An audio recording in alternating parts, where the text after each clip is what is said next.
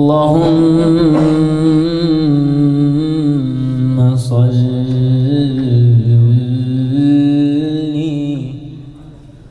وسلم وبارك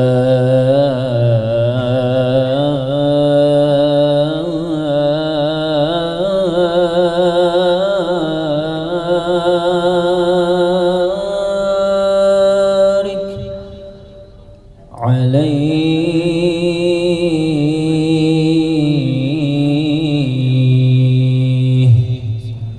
صلوا عليه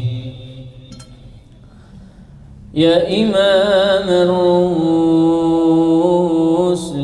يا سندي، أنت باب الله معتمدي، فبدنياي وآخرتي يا رسول الله خذ بيدي يا إمام الرسل يا سندي. الله الله أنت باب الله معتمدي، فبدنياي وآخرتي يا رسول الله خذ بيدي. قسما بالنجم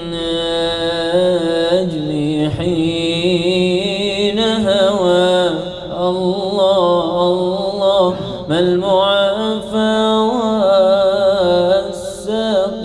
والسقيم سوى. قسما بالنجم حين حوى، ما المعافى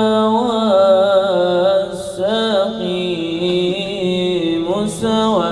فاخلع الكونين عنك سوى الله الله، حب مولى العرب والعجم يا إمام الرسل يا سندي. الله الله أنت باب الله معتمدي، فبالدنياي وآخرتي الله الله يا رسول الله خذ بيدي. سيد السادات من مضري، غوث أهل البدو والحضر. سيد السادات من مضري، الله غوث أهل البدو والحضر يا إمام الرسل يا سندي. الله الله أنت باب الله معتمدي، فبدنياي وآخرتي الله الله يا رسول الله خذ بيدي. ما رأت عين وليس ترى مثل طه في الورى بشرا. ما رأت عين وليس ترى مثل طه في الورى بشرا. فوق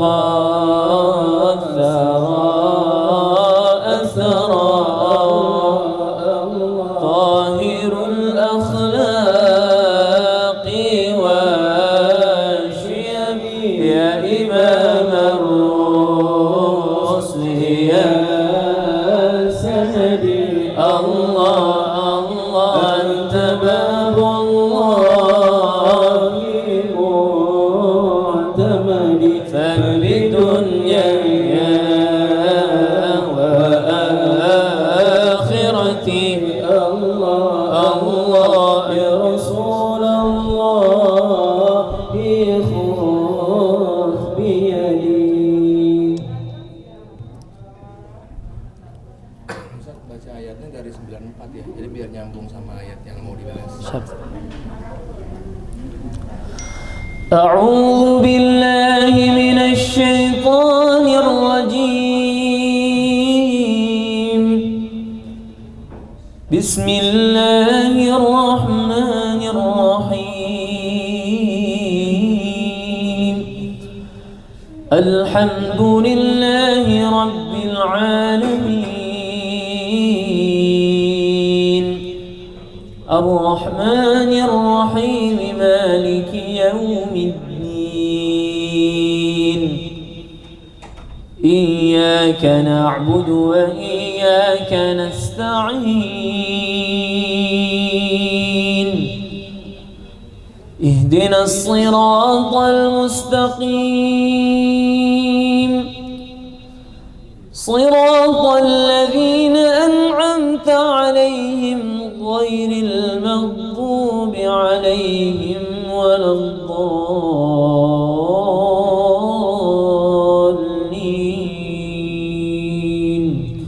آمين.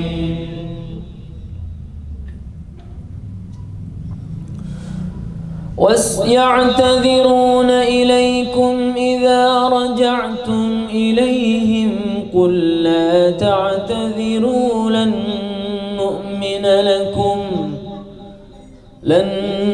نؤمن لكم قد نبأنا الله من أخباركم وسيرى الله عملكم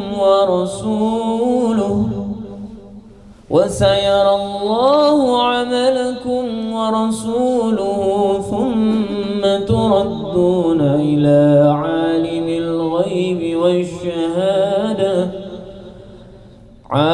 الغيب والشهادة فينبئكم بما كنتم تعملون. سيحلفون بالله لكم إذا انقلبتم إليهم لتعرضوا عنهم فأعرضوا عنهم إنهم رجس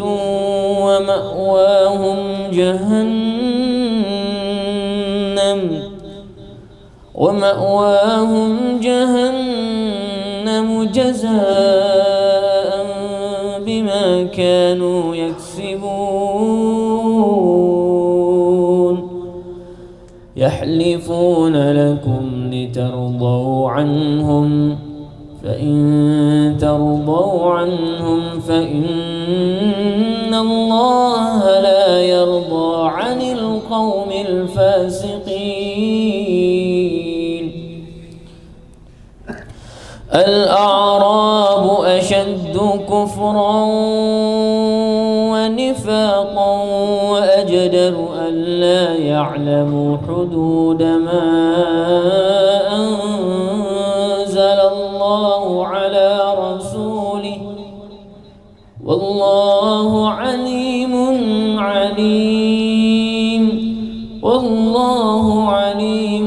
حكيم.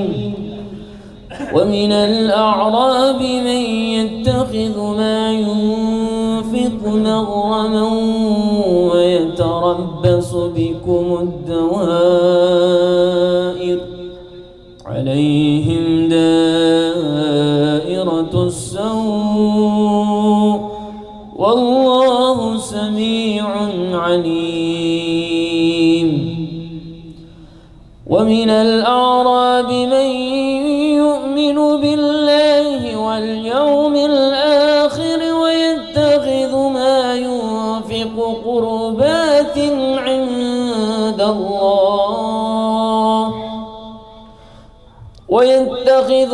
ينفق قربات عند الله وصلوات الرسول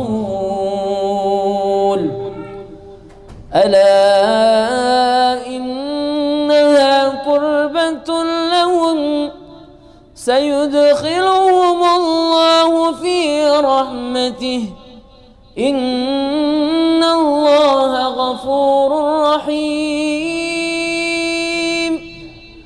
والسابقون الأولون من المهاجرين والأنصار والذين اتبعوهم بإحسان رضي الله عنهم ورضوا عنه وأعد لهم جنات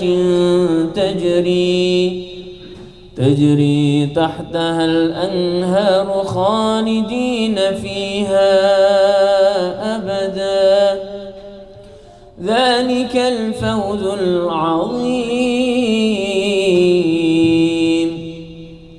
صدق الله العلي العظيم اللهم صل وسلم وزد وبارك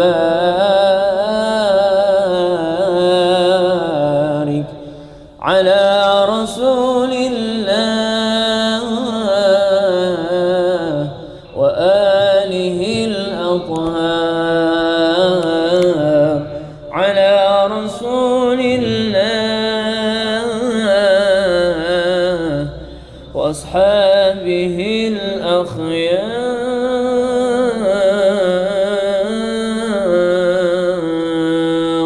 Assalamualaikum warahmatullahi wabarakatuh. Bismillahirrahmanirrahim. Assalamualaikum warahmatullahi wabarakatuh. Innal hamdalillah nasta'inuhu wa nastaghfiruhu wa nu'minu bihi wa natawakkalu alayhi wa na'udzu billahi min shururi anfusina wa sayyiati a'malina may yahdihillahu fala mudilla lahu wa may yudlil fala hadiyalah. Asyhadu an la ilaha illallah wahdahu la syarikalah wa asyhadu anna sayyidana wa nabiyyana Muhammadan abduhu wa rasuluhu la nabiyya ba'dah. Allahumma salli wa sallim wa barik ala sayyidina Muhammad fil alamin innaka hamidum majid. Qala Allah ta'ala fi kitabihil karim wa huwa asdaqul qailin. A'udzu billahi minasy syaithanir rajim wa akharuna i'tarafu bi dzunubihim khalatu 'amalan shalihan wa akhara sayyan asallahu ayyatuba alaihim innallaha ghafurur rahim.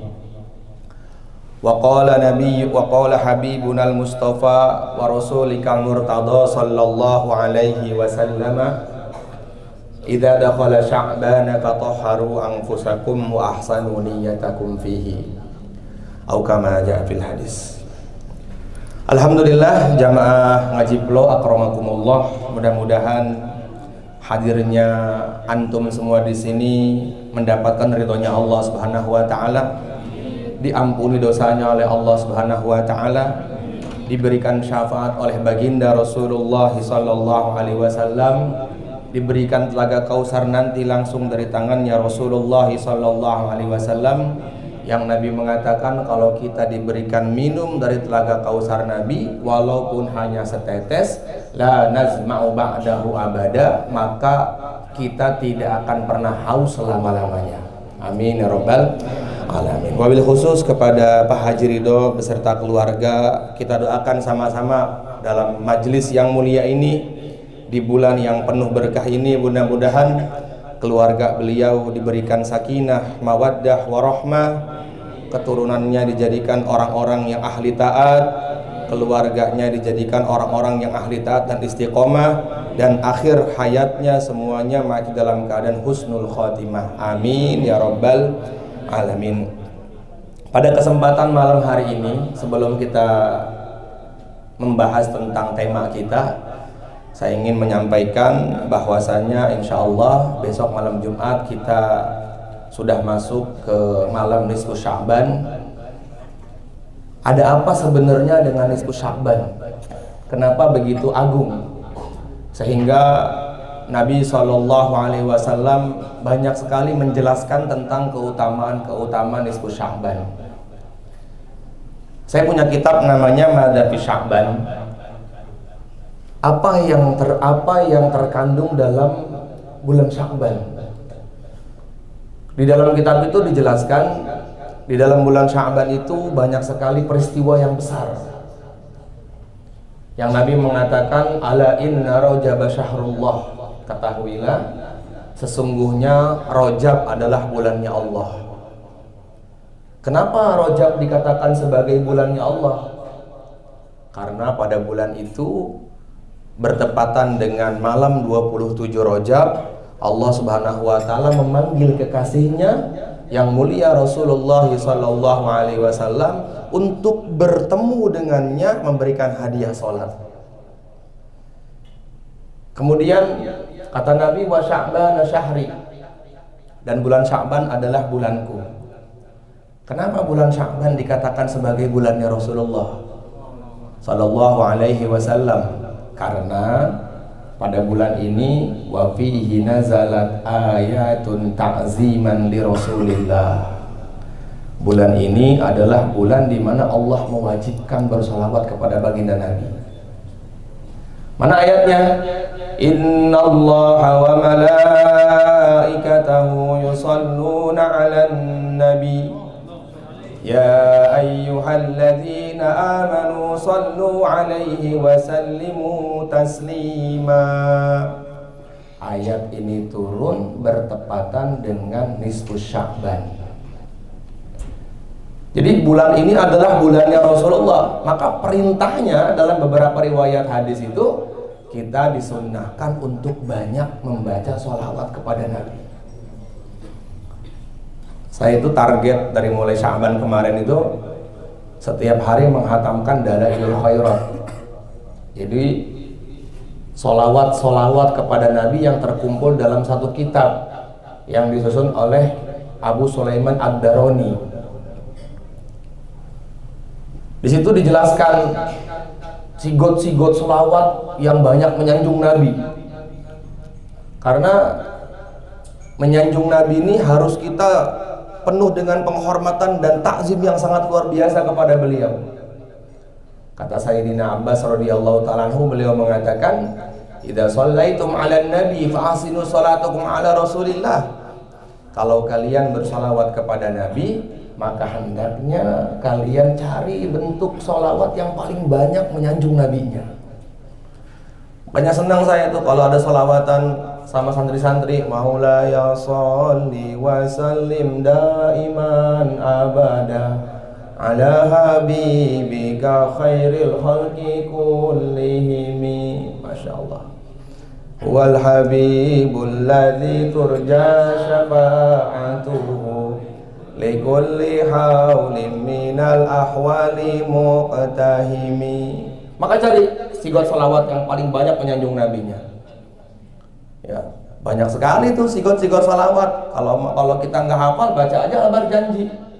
Itu menyanjung nama Rasulullah sallallahu alaihi wasallam. Kalau saja Allah bersolawat kepada baginda nabinya, masa kita sebagai umatnya nggak mau bersolawat kepadanya?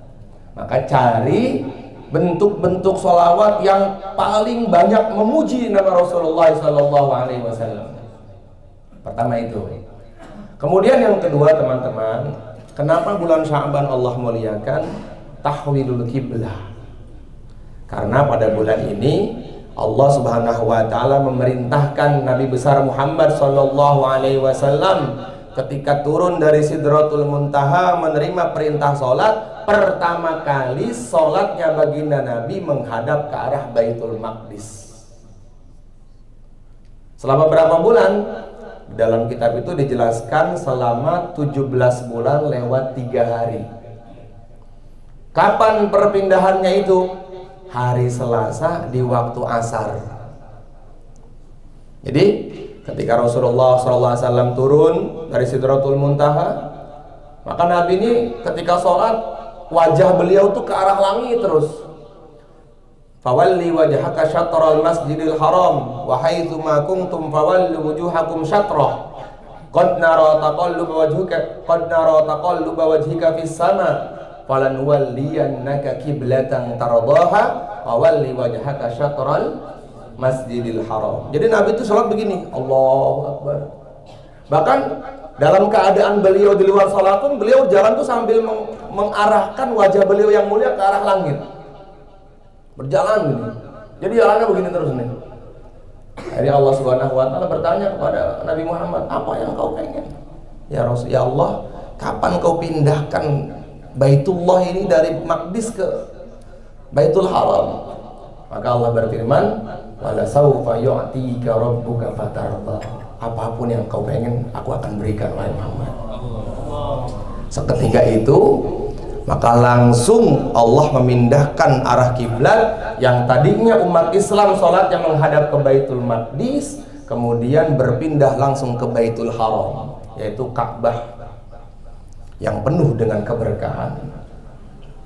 Itu loh perkara besarnya tuh itu. Jadi biar antum-antum tuh tahu kenapa hari ini kita tidak bisa menghargai bulan ini, karena kita nggak tahu nilai-nilai yang terdapat pada bulan ini. Jadi 17 bulan lamanya umat Islam pertama kali itu sholat menghadap ke Baitul Maqdis. Dan Masjidil Aqsa itu sebagian ulama, sebagian riwayat dalam mu'arrikh mengatakan, para ahli sejarah mengatakan Baitul Maqdis itu dibangun oleh Nabi Sulaiman alaihi salatu wassalam. Pembangunan pertama Baitul Maqdis itu dibangun oleh Nabi Sulaiman alaihi salatu wassalam. Kemudian dalam riwayat yang lain dibangun oleh Nabi Yakub alaihi salatu wassalam. Dalam riwayat yang lain dibangun oleh Nabi Adam alaihi salatu wassalam. Maka yang kita ambil pendapat adalah pendapat yang pertama, bahwasanya bangunan yang sekarang berdiri menjadi Masjidil Aqsa itu dibangun oleh Nabi Sulaiman alaihi salatu wassalam dalam masa pembangunan 1000 tahun. Nanti teman-teman baca di dalam kitab Mada fi Sya'ban. Kemudian setelah bangunan itu berdiri kokoh, maka Nabi Sulaiman meminta kepada Allah 3 perkara. Ya Allah, saya telah menyelesaikan bangunan saya ini, maka saya minta kepada Engkau 3 hal. Yang pertama, berikan aku hikmah. Yang kedua, berikan aku kekayaan yang tidak akan pernah Engkau berikan kepada orang setelahku sampai hari kiamat. Maka sepakat kalau Nabi Sulaiman itu kekayaannya tidak akan ada yang bisa menandingi hatta yaumul kiamat, sampai Allah kiamatkan di dunia. Mau sekarang siapa orang yang paling kaya raya di dunia sekalipun nggak akan bisa menandingi kekayaan Nabi Sulaiman. Kemudian yang ketiga adalah, ya Allah, siapapun orangnya yang masuk ke dalam Baitul Maqdis ini, ke dalam bangunan yang telah saya selesaikan ini, ketika dia keluar ampuni semua dosa-dosanya. Kata Nabi apa? Wa ana arju as-salisa wa ana arju as-salasa. Aku berharap yang 3 itu Allah berikan juga kepada umatku. Jadi Nabi itu berdoa, ketika doanya Nabi Sulaiman dikabulkan oleh Allah Subhanahu wa taala, kata Nabi Muhammad, siapa orang yang bisa masuk ke Baitul Maqdis, kemudian dia di dalamnya dengan rasa hormat dan takzim, kalau bisa sholat dia sholat, kalau nggak bisa sholat juga nggak apa-apa, masuk aja, maka keluar dari situ dia akan diampuni dosanya kayaumi waladat ummuhu, seperti dia baru keluar dari rahim ibunya. Jadi teman-teman yang mau umroh, cari travel yang jalan-jalannya ke sana. Setelah pulang dari Baitul Haram ke Baitul Maqdis, pergi ke sana, sholat 2 rakaat, maka insya Allah sesuai janjinya Nabi SAW, siapapun orangnya yang bisa sholat di dalamnya, maka dia akan keluar dari masjid itu seperti bayi yang baru lahir dari rahim ibunya. Insya Allah ya, mudah-mudahan antum semua bisa berangkat semuanya. Amin ya rabbal alamin. Itu yang kedua. Dan Allah Subhanahu wa taala berikan semuanya. Allah berikan Nabi Sulaiman hikmah yang begitu besar. Allah berikan Nabi Sulaiman kekayaan yang tidak ada tandingannya. Yang ketiga, Allah juga kabulkan doanya Nabi Sulaiman. Siapa yang masuk ke dalam masjid tersebut dan keluar, maka Nabi berharap itu Allah berikan juga kepada umatku. Itu loh kejadian nomor 2 yang ada pada bulan Sya'ban. Jadi kita tuh biar tahu dari 1 sampai tanggal 30 tuh yang pokoknya tuh yang mana? Yang pokoknya tuh nanti Kamis malam Jumat itu. Kata Nabi, apabila datang kepada kalian malam nisfu Sya'ban, maka Allah Subhanahu wa taala mengampuni seluruh hambanya. Allah mengampuni seluruh hambanya. Diampuni semuanya oleh Allah kecuali 2 orang. Jangan ngantuk dengarnya ini. Sayang kalau ngantuk. Yang pertama, yang menyekutukan Allah, enggak Allah ampuni. Tadi saya baca dalam kitab Faidul Mukhtaroh, karyanya Habib Salim Asy-Syatiri. Tadi saya baca, kata Syekh Abdul Qadir Al-Jailani, malam nisfu Sya'ban itu adalah malam hari rayanya para malaikat. Jadi Allah membuka lebar pintu taubat seorang hamba. Allah menganugerahkan, memberikan kelapangan kepada hambanya yang waktu itu misalnya banyak dosa, bertobatlah malam itu nanti. Bertepatan dengan malam Jumat lagi besok tuh. Ya, bertepatan dengan malam Jumat lagi. Masya Allah. Ada 2 kemuliaan nanti di Sya'ban bulan tahun ini nih. Jatuh pada malam Jumat, bertepatan dengan nisfu Sya'ban itu. Rugi sekali kalau kita nggak amal besok malam itu. Kata Syekh Abdul Qadir Jailani, beliau mengatakan, dinukil oleh Habib Salim Asy-Syatiri dalam kitab Faidul Mukhtarohnya, malam nisfu Sya'ban adalah malam hari rayanya para malaikat. Maka orang yang tidak diampuni pada malam itu adalah mereka-mereka yang menyekutukan Allah dalam hal apapun. Hatinya Islam, tapi ketika dia punya keris di rumah, kalau gua nggak ada keris di rumah gua nih, nanti gua takut kena masalah gitu. Kalau kata Gus Baha, apa bedanya sama bawa ATM katanya? Orang kan sekarang bawa ATM tuh kayak nggak, kalau bawa tenang tuh pikiran, hati. Kalau nggak bawa, gua nggak bawa ATM, terus gimana? Ah, itu kata Gus Baha sama aja kayak punya keris itu. Kalau yakinnya sama ATM, kata Gus Baha itu. Wah, itu udah ma'rifatnya udah tinggi kalau kayak gitu. Yang kedua, musyahin orang. Apa musyahin? Syadidul haddi wal adawah. Yang punya musuh, dendam, masih sakit hati dalam hatinya sama orang, itu nggak Allah ampunin tuh besok tuh. Itu kata Nabi dalam hadis sahih itu. Dan saya baca dalam kitab Al-Matjarur Robeh. Maka saya berharap besok, pokoknya malam ini kita maaf-maafan semuanya. Yang masih punya dalam hati kekesalan dalam hati kepada tetangganya, kepada saudaranya, kepada keluarganya, kepada orang lain, maafkan, bebaskan, biar besok Allah Subhanahu wa taala ampuni seluruh dosa-dosa kita. Amin ya rabbal alamin. Sayang kan, belum tentu kita tahun depan ketemu nisfu Sya'ban lagi. Maka mulai hari ini kita, ya Allah, saya lepaskan, ya Allah, saya kesal sama itu, saya lepaskan, ya Allah. Kata para ulama, musyahin itu adalah syadidul haddi wal adawah. Orang yang punya rasa dengki sama orang lain, orang yang masih punya musuh besok malam. Nauzubillah min zalik gitu. Ya, jadi jangan sampai kita mau besok malam tuh masih punya musuh, jangan, rugi. Nggak tahu kita tahun depan tuh masih ketemu apa enggak gitu. Berapa banyak hari ini yang tahun lalu masih berjumpa dengan Ramadan, sementara tahun ini sudah Allah panggil untuk tidak bisa bertemu lagi dengan Ramadan. Pertanyaannya, kita ketemu gak nih sama besok Ramadan ini? Seorang ulama mengatakan, lauki dari ahlil kuburi tamannau la tamannau yauman min Ramadan. Kalau seumpama Allah bertanya kepada seluruh penduduk kubur, kepada seluruh orang-orang yang sudah meninggal dunia, apa yang kalian mau dari saya? Mereka akan mengatakan, la tamannau yauman min Ramadan. Ya Allah, hidupkan sebentar saja agar aku bisa merasakan nikmatnya Ramadan. Iya.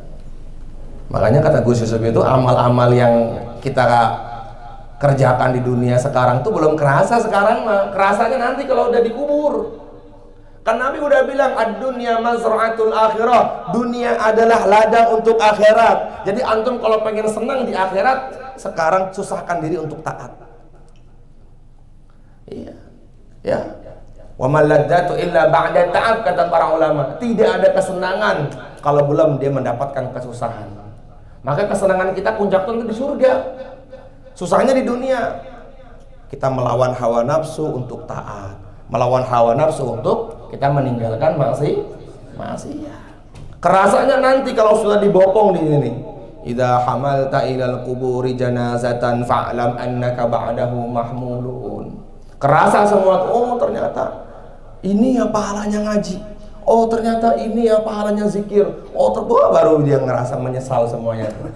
Jadi saya mau tanya, antum ini pengen menyesal di sini apa menyesal nanti di kubur? Kalau menyesal di kubur, ya antum nggak bisa ada kesempatan kembali ke dunia. Maka ambil kesempatan yang berharga ini di bulan Sya'ban ini. Jangan sampai kita lewatkan begitu saja. Kemudian yang ketiga itu kata para ulama dalam kitab Madza fi Sya'ban, kenapa Allah Subhanahu wa taala muliakan bulan Sya'ban? Karena pada bulan ini Allah Subhanahu wa taala menerima laporan seluruh amal manusia selama 1 tahun. Namanya takdirul a'mal, tu'radul a'mal. Dilaporkan tuh. Maka kata Sayyidina Anas bin Malik dalam hadis, aku pernah melihat Nabi di dalam bulan Sya'ban, beliau beliau tuh tidak pernah meninggalkan puasa. Dan aku bertanya kepada beliau, ya Rasulullah, tidak pernah aku melihat engkau paling banyak puasanya melainkan di bulan ini.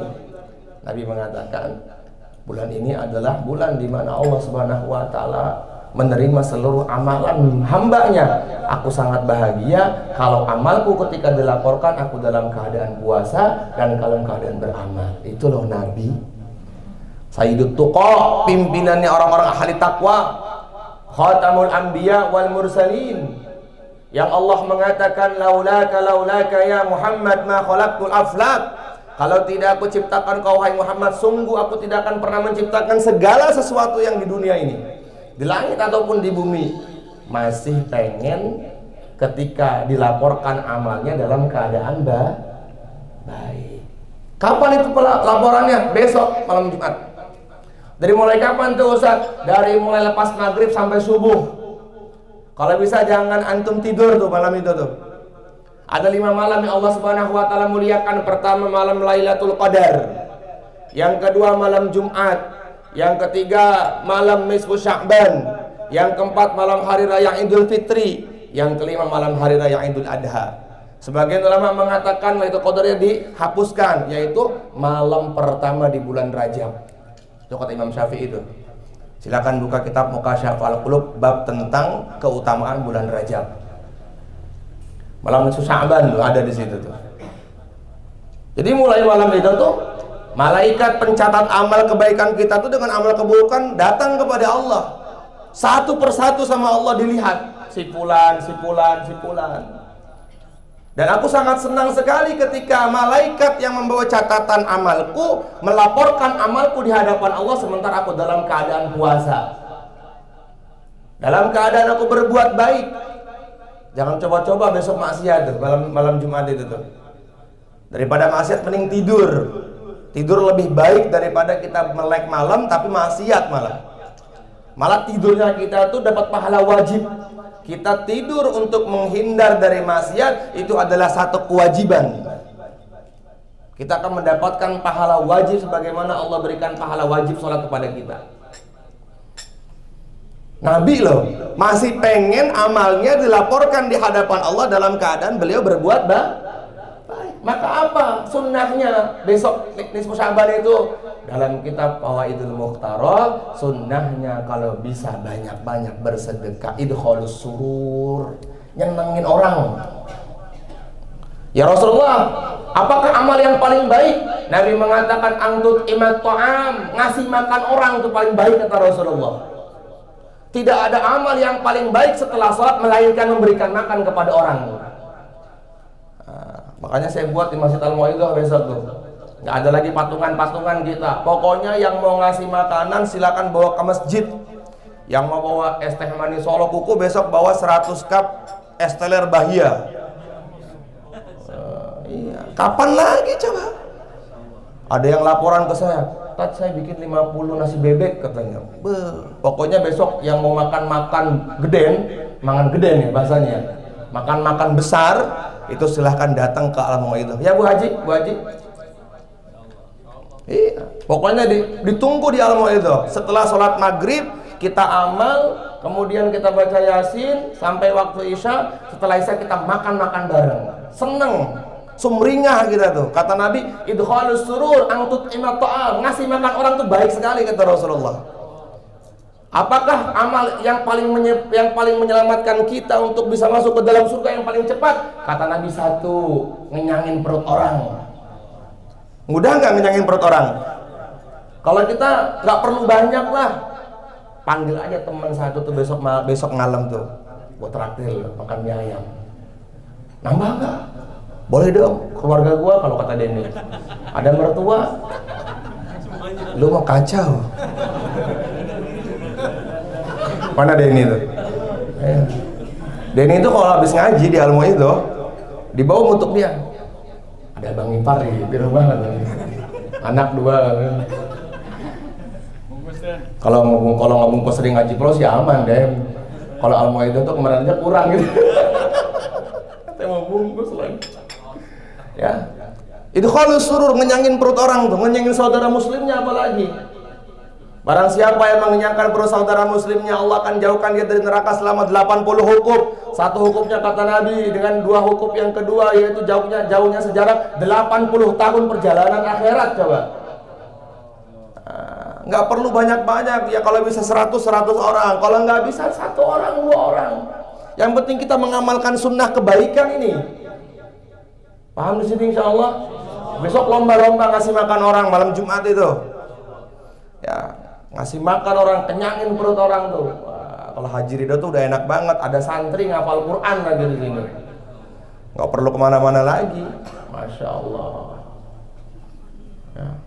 Kemudian yang keempat kata Nabi ya adalah kemuliaan di bulan Sya'ban, bahwasanya malaikat Israil melaporkan siapa saja yang nanti tahun depan akan meninggal dunia. Maka kata Nabi, aku sangat bahagia apabila umurku dilaporkan kepada Allah oleh malaikat Israil, aku dalam keadaan berbuat baik ini. Jadi kebaikan yang besok dilaporkan ini kata para ulama, man asyraqat bidayatuhu asyraqat nihayat. Kalau awalnya baik, insya Allah akhirnya baik. Besok ini kan malaikat tuh kan melaporkan tuh amalan tuh. Atau enggak umur kita tuh Mas Haji, insya Allah kata malaikat Israel, besok tahun ini yang meninggal di ngaji plus si fulan gitu kan. Pas besok nih kita lagi ngaji atau kita lagi nyenengin orang, insya Allah matinya juga dalam keadaan baik gitu. Man asyraqat bidayatuhu asyraqat nihayatuh. Siapa yang awalnya ketika dilaporkan amalannya dalam keadaan baik, insya Allah matinya husnul khatimah. Nah, kalau besok malam ente bermaksiat, hati-hati. Tiba-tiba kan mati lagi mancing. Haji Pemri Galatama lagi. Main catur. Nauzubillah min zalik, ya Allah. Jangan ya. Insya Allah ya. Nah, jadi saya mengajak sama jamaah kepada semuanya, besok kita sama-sama beramal. Insya Allah. Insya Allah ya, besok kita sama-sama beramal. Terus Pak Ustadz, ada amalan khusus nggak sih? Nggak ada amalan khusus. Bagaimana dengan sholat nisfu Sya'ban? Nggak usah. Kalau pengen sholat awabin aja. Kalau pengen sholat qobliyah ba'diyah aja. Itu jauh lebih utama. Sholat yang dikerjakan setelah sholat fardu, keutamaannya jauh lebih besar daripada sholat yang dikerjakan, sholat sunnah yang dikerjakan di luar fardu. Kalau seumpama Ustadz Gifari tanya sama saya, Ustadz, sholat Abdolan mana sholat tahajud dengan sholat qobliyah ba'diyah? Sholat qobliyah ba'diyah itu muakkadah. Abdolan mana sholat ba'diyah isya dengan sholat tasbih? Abdolan sholat ba'diyah. Abdolan mana sholat ba'diyah dengan sholat witir yang 11 rakaat? Abdolan ba'diyah isya. Jadi awabin atau nggak sholat sunnah rawatib itu jauh lebih utama, harus kita sempurnakan tuh besok tuh. Ya mulai dari sekarang. Nah, itulah pentingnya ngaji itu biar kita tahu ilmu.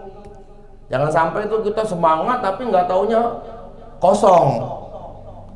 Ya kan, kata para ulama, orang tuh kalau berilmu tanpa amal mardudatun la balu, nggak akan Allah terima amalnya, kosong. Tahu nggak telur calang itu, komplong, kopong, kayak gitu tuh. Jadi kita tuh kalau beramal tanpa ilmu kayak gitu. Jadi besok tuh yang diajarkan oleh para ulama tidak ada pengkhususan, bebas. Pak Ustadz, bagaimana dengan yang baca Yasin 3 kali? Mau baca Yasin sekali, 3 kali, 4 kali, 100 kali boleh. Pak Ustadz, saya emang nggak kuat baca Yasin, baca tasbih. Pak Ustadz, saya nggak kuat juga baca itu semua, tidur. Yang penting jangan maksiat aja udah. Karena enak banget kan, Nabi tuh betul-betul mengajarkan kepada kita tuh amal tuh seringan mungkin. Tapi kalau buat diri sendiri Nabi capek Nabi.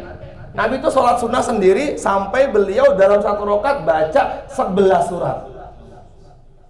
Di belakangnya siapa? Sayyidina Abbas radhiyallahu taala anhu. Ngelihat Nabi sholat, ikut Allahu Akbar, alif lam mim. Nabi kan kalau baca Quran wakfan. Karena Nabi SAW yaqra'ul Quran wakfan. Nabi itu kalau baca Quran Bismillahirrahmanirrahim, Alhamdulillahi Rabbil Alamin, Ar-Rahman. Bacanya kayak gitu tuh Nabi tuh.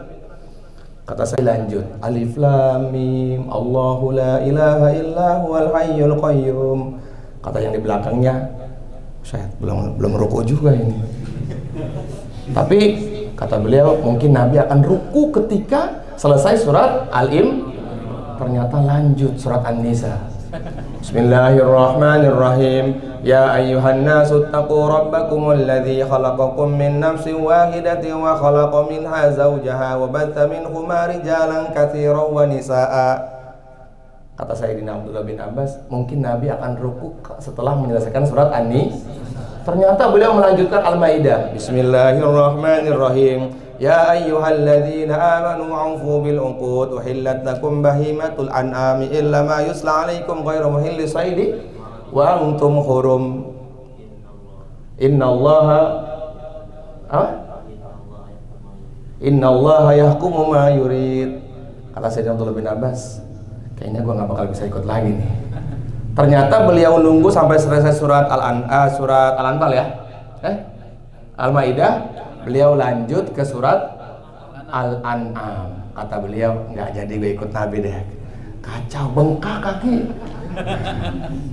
Kalau sholat sendiri Nabi kayak gitu. Tapi Nabi pernah marah sama seorang sahabat. Ya, seorang sahabat waktu jadi imam panjang jadi imam. Maka Nabi mengatakan, ya Mu'ad, aturidu ang takuna fattanan. Jangan sampai gara-gara lu sholat jadi umat ini jadi susah. Kata Nabi, idza shalla ahadukum idza amma ahadukum falyukhaffif sholata. Kalau kamu jadi imam, cari bacaan yang paling ringan. Ini kadang-kadang kita mentang-mentang apa ada banyak, rakaat pertama baca surat juz 29. Tabaraka, itu dihabisin lagi. Di belakangnya tuh ada Pak Bambang udah. Ada Pak Bambang di belakangnya itu, ya Allah. Ada yang bawa anak, nangis anaknya itu kan. Itu imam nggak sadar-sadar, marah Nabi itu. Ya Mu'ad, aturidu ang takuna fattanan. Jangan sampai gara-gara lu sholat umat ini jadi susah. Gara-gara ente sholat jadi fitnah. Banyak kan sekarang, gue malah sholat di situ bacanya panjang banget. Dalam fikih apa? Imam yang tidak disenangi oleh makmumnya, maka hukumnya makruh tahrim. Ini supaya ngerti nih para imam nih. Makanya jangan cuma jadi imam, belajar fikih. Belajar fikih, yang dibelajarin tajwid aja, fikihnya nggak dibelajari. Silahkan belajar tajwid, itu kewajiban kita. Tapi kita harus ngerti bagaimana batasan-batasan imam. Kata Nabi, fa innakum dal hajat. Banyak orang di belakang kamu tuh nanti yang punya hajat. Coba kalau kita sholat maghrib baca surat Amma Yatasaalun, ada Gojek yang bawa gosen ya kan, makanan. Akhirnya dia dicela tuh. Lu lama amat sih. Tadi sholat dulu, Mbak. Kan ini kan penting, gua lagi lapar juga. Iya juga ya kan. Maka saya pesan buat para imam-imam, santai aja bacanya. Kecuali Arido tahajudnya aja 1 lembar. Tahajudnya tuh Arido tuh, ya kan, 1 lembar tahajudnya kita itu di Arido. Kenapa? Karena sudah siap semua. Tapi kalau di musola yang ada di kampung, masjid-masjid komplek yang tidak ada persetujuan dari jamaah, maka Nabi udah ajarkan kalau rakaat pertama di sholat maghrib baca Al-Kahfi, rakaat kedua baca Al-Ir. Nabi saya enak gitu kan. Kadang-kadang kita pengennya yang paling lama. Kalau sholatnya sendirian, mangga lu lama terserah, nggak jadi masalah. Paham di sini insya Allah. Jangan sampai, bahkan ada riwayat mengatakan kalau kita jadi imam dan kita nggak disenangi sama makmumnya, maka nggak sah sholatnya. Paham ya di sini insya Allah ya. Jadi kita harus tahu ilmu. 4 tuh tadi itu. Apa aja pertama? Yang pertama, bulan ini adalah bulan sholawat. Yang kedua, bulan ini adalah bulan perpindahan arah kiblat. Yang ketiga, bulan ini adalah bulan laporan amal selama 1 tahun. Yang keempat, bulan ini Allah Subhanahu wa taala ya di malaikat Israel melaporkan siapa aja nama-nama yang mati tahun besok. Jadi besoknya malam nisfu Sya'ban, ketika pas tanggal 20 Sya'bannya kita mati, itu sudah dilaporkan kepada Allah. Misalnya yang mati tanggal 20 Sya'ban mungkin kukuh gitu misalnya. Jangan takut tuh. Lagi ngajar, ya kan, lagi ngaji, lagi sholawatan, lagi nyanjung Rasulullah Sallallahu Alaihi Wasallam. Jadi saya mengajak kepada para jamaah, silahkan teman-teman memperbaiki amalnya mulai sekarang, insya Allah. Ya, kemudian kata Nabi, wa Ramadhana syahrul ummati, dan bulan Ramadan adalah bulannya umatku. Kenapa bulan Ramadan bulannya umatku? Karena bulan Ramadan hanya Allah Subhanahu wa taala berikan khusus untuk ngaji plo. Ya, enggak Allah berikan kepada umat Nabi Musa yang kalau sujud batu bisa pecah. Enggak Allah berikan kepada Nabi Nuh alaihissalatu wassalam yang umur yang dakwahnya aja 1000 tahun. Tapi bulan Ramadan Allah berikan khusus untuk kita, yang di dalamnya banyak sekali keuntungan. Yang salah satu dari keuntungan Ramadan adalah inna anzalnahu fi lailatul qadri wa ma adraka ma lailatul qadri khairum min alfi syahr. Bahwasanya dalam bulan Ramadan ada satu malam yang kalau kita mendapatkannya, maka amal kita pada malam itu lebih baik daripada kita beramal selama 1000 bulan. Kurang lebih kata para ulama 83 tahun lewat 4 bulan. Jadi kalau nanti malam Lailatul Qadar antum beramal 1 kali atau tahajud 1 kali, kok pas Allah terima, wah, itu antum lebih baik beramal selama 83 tahun. Allah membalikna Ramadan, Allah membarikna fi Sya'ban wa balikna Ramadan. Ya Allah, berkahilah kami di bulan Sya'ban, sampaikanlah kami semua pada bulan Ramadan. Amin ya rabbal alamin. Kemudian selanjutnya kata Nabi, idza dakhala Sya'ban fatahharu anfusakum wa ahsanu niyatakum fih. Apabila telah masuk bulan Sya'ban kepada kalian, fatahharu anfusakum, sucikan diri kalian dari berbuat maksiat. Wa ahsanu niyatakum fihi, kemudian senantiasa pasang niat baik dalam setiap harinya. Ya, apalagi sekarang nih insyaallah nih, sebentar lagi Ramadan akan datang kepada kita ini, ya mudah-mudahan sampai semuanya. Maka pasang niat baik, apa yang mau kita, apa target kita di bulan Ramadan ini. Ya, kalau pas kebetulan mati kita sebelum Ramadan, maka kita mendapatkan keutamaan pada bulan Ramadan. Insyaallah ya kayak gitu ya. Baik. Dalam ayat yang dijelaskan, yang dibaca oleh Ustadz Ghifari, yang menjadi tema pembahasan kita malam ini adalah surat At-Taubah. Jadi surat At-Taubah itu termasuk salah satu surat, di situ isinya perang semua. Ya, Allah menceritakan bagaimana tobatnya 3 orang sahabat yang tidak ikut serta dalam perang Tabuk. Allah menceritakan bagaimana sifat-sifatnya orang munafik. Allah menceritakan bagaimana perangnya Rasul dalam perang Hunain. Bagaimana ayatnya? Laqad nasarakumullahu fi mawatin katsiratin wa yauma Hunain. Terus id a'jabatkum kasratukum falam tughni ankum syai'an wa daqat alaikum emang itu? Alaikumul, bukan itu kan? Alaikumul ardu bima rahubat wa daqat alaihim anfusuhum wa dhannu alla malja'a minallahi illa ilaihi gitu. Coba dibuka. Itu jadi dalam surat At-Taubah itu menceritakan tentang itu. Maka ayat yang dikutip oleh Mas Haji Ridho sebagai tema malam ini adalah ayat 105. Sebenarnya itu ayat bagaimana maha baiknya Allah Subhanahu wa ta'ala kepada hambanya. Jadi membaca ayat itu jangan cuma di 105, tapi kita harus baca sebelumnya. Nah, sebelumnya Allah Subhanahu wa ta'ala menceritakan bagaimana ketika Nabi Shallallahu Alaihi Wasallam, tadi saya baca 2 tafsir. Tafsir yang pertama saya baca dalam tafsir Ibnu Abbas. Tafsir yang kedua saya baca dalam tafsir As-Sawi. Ya, kemudian yang ketiga saya baca 3. Yang ketiga dalam tafsir Ibnu Katsir. Ayat ini menjelaskan bahwasanya ketika Nabi Shallallahu Alaihi Wasallam pada tahun ke-7 Hijriah, sebagian ulama mengatakan pada tahun ke-9 Hijriah, Rasulullah SAW diperintahkan untuk berperang, ya, yaitu berperang disebut dengan perang Tabuk. Kalau dalam bahasa kitabnya itu Jaisu Usroh. Kenapa dikatakan Jaisu Usroh? Karena pada perang Tabuk keadaan sahabat dalam kekurangan semuanya, lagi nggak punya apa-apa, paceklik, dan musim panas yang amat sangat terik. Jadi ketika Nabi SAW dapat perintah dari Allah Subhanahu wa ta'ala untuk ikut serta untuk perang, maka Nabi itu agak sedikit kayak bingung, teman-teman. Kenapa? Karena tahu keadaan sahabat waktu dalam keadaan semuanya susah, nggak punya apa-apa. Tapi ini perintah Allah Subhanahu wa ta'ala.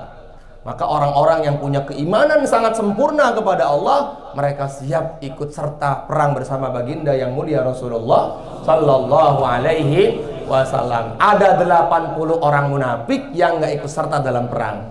Maka dalam kitab tafsir Sawi itu disebutkan cirinya orang munafik dalam perang itu, pertama dia nggak ikut perang. Ciri-cirinya orang munafik ketika Nabi ajak perang, maka mereka banyak alasan. Ayatnya apa? Ayatnya dibacakan tadi sama Ustaz Kifari. Ya'tadziruna ilaikum idza raja'tum ilaihim qul la ta'tadiru lan nu'mina lakum qad nabba'ana Allahu min akhbarikum. Nabi berapa lama perang Tabuk? Perjalanannya aja Mas Haji Ridho 15 hari. Dari Madinah ke Tabuk itu kurang lebih 750 kilo perjalanan ya. Dan waktu itu satu onta dipakai untuk 8-9 orang. Satu onta. Jadi ganti-gantian. Jalan berapa kilo naik, gantian dong gua sekarang. Bahkan saking dalam keadaan amat sangat susahnya, itu sampai para sahabat tuh makan satu kurma dibagi untuk 5 orang. Ini bukan cerita dongeng yang nggak ada dalilnya ini. Ini jelas Allah ceritakan dalam Al-Quran. Bahkan itu tongkat-tongkatnya sahabat radhiyallahu anhum ajma'in, udah saking kesusahannya, tongkat-tongkat itu direndam ke dalam satu kayak wadah begitu, kemudian sampai kelihatan kayak lembek, kemudian dipukul-pukul pakai batu. Dalam tafsir itu kemudian dimakan oleh para sahabat. Namanya perang Jaisu Usroh. Jaisu Usroh.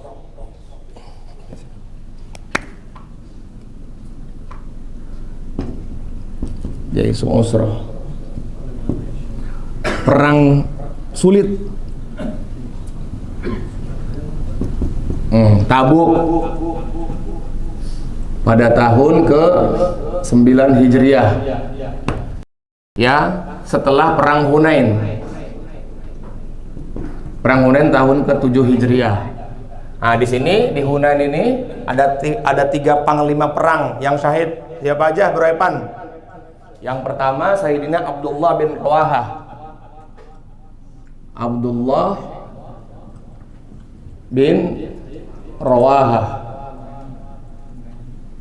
Kemudian yang kedua siapa lagi? Sayyidina Ja'far bin Abu Thalib. Terus siapa lagi? Kok Abu Dujana sih? Siapa lagi? Saya nyatet nih. Yang ketiga adalah Zaid bin Harisah, anak angkatnya Rasulullah bin Harisah. Siapa di antara 3 sahabat ini yang paling susah? Zaid bin Harisah. Tangannya terpotong, dia peluk ininya bendera panjinya Rasulullah, ditusuk dari belakang oleh panah, kemudian dia berlari lagi. Maka dia mencari, aina Khalid bin Walid, aina Saifullah al-Maslul, di mana pedangnya Allah yang terhunus? Di mana pedangnya Allah yang terhunus? Di waktu itu perang Hunain itu para sahabat jumlahnya 3.000 orang, sementara Romawi jumlahnya 200.000 orang. Tapi menang banget, telak menangnya di sini. Ketika Sayyidina Zaid bin Harisah radhiyallahu ta'ala anhu beliau wafat, maka pedang dipegang oleh Sayyidina Khalid bin Walid. Sayyidina Khalid bin Walid mengajak pasukannya untuk mundur, kemudian bikin strategi, yang depan ke belakang, yang depan ke belakang, belakang ke depan, kanan ke kiri, sehingga orang-orang Romawi mengatakan, ini ada pasukan baru, mereka kucar kacir, padahal lawan 3.000. Tapi di situ panglima-panglimanya telah syahid. Maka tahun ke-9 perang Tabuk. Perang Tabuk itu Nabi kurang lebih bawa sekitar 6.000 orang. Ya, kurang lebih. Kemudian di sananya lebih daripada 200.000 ini. Karena mereka Romawi itu mengirimkan surat kepada orang-orang Nasrani untuk ikut serta dalam perang Tabuk. Ya, maka ceritanya ini adalah ini yang ayat 105 itu. Jadi ketika perang Tabuk, singkat aja ceritanya, ketika perang Tabuk selesai dalam masa 15 hari perjalanan, perangnya 10 hari, kemudian balik lagi 15 hari, kurang lebih 40 hari Nabi dalam perjalanan ke Tabuk dan kembali. Perangnya selama berapa hari? 10 hari. Maka Nabi SAW itu melihat ada salah satu sahabat Nabi yang gak ikut serta. Hati Nabi sangat nangis, sakit. Ditanya, ya Rasulullah, ketika pertama kali berangkat, Nabi itu setiap jalan ke belakang lagi wajahnya, setiap jalan ke belakang lagi. Kata seorang sahabat, kenapa engkau nunggu siapa? Ka'b bin Malik, mana Ka'b bin Malik? Dia mah karena baru nikah, istrinya cantik ya Rasulullah, jadi mungkin dia nggak ikut perang. Allah dan Rasul sangat mengetahui hatinya Ka'b. Jangan kau berkata begitu kepada Ka'b bin Malik. Ada yang bilang lagi, dia mah suka koleksi baju mahal. Jadi Sayyidina Ka'b itu suka koleksi baju-baju mahal. Ya, jadi memang pakai baju mahal itu sunnah. Ya khudu zinatakum inda kulli masjidin, kata Allah. Kalau kalian pergi ke tempat aku, cari pakaian yang paling baik. Ini ke masjid pakai partai nomor 2 di sini. Jangan lupa coblos nomor 2. Astagfirullah. Ih, kacau kan? Ke Pak RT rapi lu, ke Pak RT, ke kantor kelurahan rapi, ke masjid pakai baju partai. Innalillahi, ya Allah. Yang parah lagi udah sama baju partai udah kekecilan. Pas dia sujud celengannya kelihatan. Parah banget itu tuh. Udah gitu ada bekas-bekas korengnya di sini nih. Sadar diri kenapa sih? Sadar diri. Astagfirullah, udah gemuk badannya pakai baju partai. Harusnya dia pakai double XL-nya 5 itu, dia pakai yang XL. Pas lagi sujud, Masya Allah, mending bagus, berbuat dosa juga kita. Ya Allah. Maka kata Allah, khudzu zinatakum inda kulli masjidin. apabila kalian pergi ke masjid ke rumah aku, maka hendaknya kalian memperbagus pakaian kalian. Cari pakaian yang paling mahal, ya kan, sarung yang paling mahal, pokoknya sekomplit mungkin. Dan itu adalah amalannya Sayyidina Hasan. Sayyidina Hasan itu adalah sahabat yang paling kaya raya setelah Sayyidina Abdurrahman bin Auf. Beliau tuh suka pakai barang-barang branded di masanya lah. Pernah ada orang kafir Yahudi datang kepada beliau, katanya dunia buat orang beriman penjara, buat orang kafir surga. Tapi kok ini terbalik, kamu jadi orang kaya, saya jadi orang miskin. Kata Sayyidina Hasan, yang betul sabda kakekku, ad-dunya sijnul mu'min wa jannatu kafir. Dunia itu buat orang yang penjara. Kekayaan yang Allah berikan kepadaku di dunia ini nggak ada artinya dengan kekayaan nanti Allah berikan kepadaku nanti di surga. Gak ada seberapanya ini, ya kan? Kemiskinan yang Allah berikan kepada kamu sekarang ini itu nggak ada artinya nanti dengan kesukaan yang Allah berikan kamu nanti di neraka nanti. Maka setelah itu dia mengatakan asyhadu an la ilaha illallah wa asyhadu anna muhammadar rasulullah. Jadi sunnah pakai baju mahal itu termasuk bagian dari sunnah. Maka sampai akhirnya Rasulullah SAW sampai Tabuk, Sayyidina Ka'ab juga belum datang. Tapi saat dapat 2 hari ada seorang yang di atas kuda, yang di atas keledainya udah kurus, kemudian ya jalannya tertatih-tatih. Kata Sayyidina Rasulullah, semoga itu adalah Abu Dzar Al-Ghifari katanya. Semoga itu adalah Abu Dzar Al-Ghifari. Hadisnya saya lupa hadisnya. La'allallahu Abu Dzarrin, kata Rasulullah. Semoga itu Abu Dzar. Ternyata benar Abu Dzar. Akhirnya Rasulullah bersabda, Abu Dzar datang ke Tabuk sendiri, maka dia akan hidup sendiri, mati juga sendiri, dan beliau juga akan bangkit dari kubur dalam keadaan sendiri. Singkat cerita, ya kan? Rahimallahu Abu Dzarrin, kata Rasulullah. Semoga Allah merahmati kau, wahai Abu Dzar, karena engkau telah menyusul kami selama perjalanan 2 hari. Pakai kuda yang jelek banget lah. Karena Abu Dzar tuh miskin. Kalau Abu Dzar ini agak kaya lah. Ya, Abu Dzar ini kaya. Kalau Abu Dzar yang sahabat itu miskin, ya, diceritakan miskin. Akhirnya beliau diperintahkan di masa Khalifah Utsman untuk menjadi penasehatnya Sayyidina Muawiyah di Syam. Sayyidina Abu Dzar ini orangnya kan waro banget. Jadi ketika ada orang yang menimbun harta pakai emas, kemudian ada orang-orang yang membangun rumah sampai bertingkat-tingkat, dia mengatakan ayatnya saya lupa lagi ya. Ayatnya yang musawwamati wal harsi wal an'am itu loh. Yang min fiddatin itu. Aduh, lupa lagi ayatnya. Begini nih kalau gurunya nggak hafal Quran nih. Gimana Mas Ajri dong? Ayatnya apa Mas Ajri dong? Ya pokoknya itulah. Maka kata Sayyidina Muawiyah, itu ayat celaan buat mereka yang tidak bayar zakat. Baru Allah celak mereka yang menimbun harta. Maka Allah, siapa orang yang menimbun harta sementara zakatnya belum ditunaikan, maka hartanya akan menjadi ular pada hari kiamat ketika dia dibangkitkan. Enggak, itu ayat buat mereka-mereka yang terlalu tergiur dengan harta. Akhirnya karena pedes perkataan Sayyidina Abu Dzarrin, kata para ulama, Abu Dzar itu Ustadz Ghifari, kata para ulama, sidqul lahjah. Kalau ngomong tuh suka ceplos-ceplos, gak pernah mikir. Sayyidina Abu Dzar tuh. Jadi Sayyidina Muawiyah tuh diomongin kayak gitu, agak sedikit kecewa hatinya. Akhirnya beliau kirim surat kepada Sayyidina Utsman. Saya udah gak kuat nih dinasihatin sama Abu Dzar nih. Engkau tarik aja dah ke Madinah. Maka Sayyidina Utsman tuh kirim surat sama Abu Dzar. Wahai Abu Dzar, kami di sini dengan Rasulullah merindukan dirimu. Apakah engkau tidak rindu dengan Rasulullah? Dia langsung meninggalkan Syam, kemudian dia pergi ke Madinah. Ternyata sampai Madinah, karena di zaman Khalifah Utsman orang sudah pada kaya-kaya, maka bangunan-bangunan di Madinah rumahnya sudah melewati pohon-pohon kurma.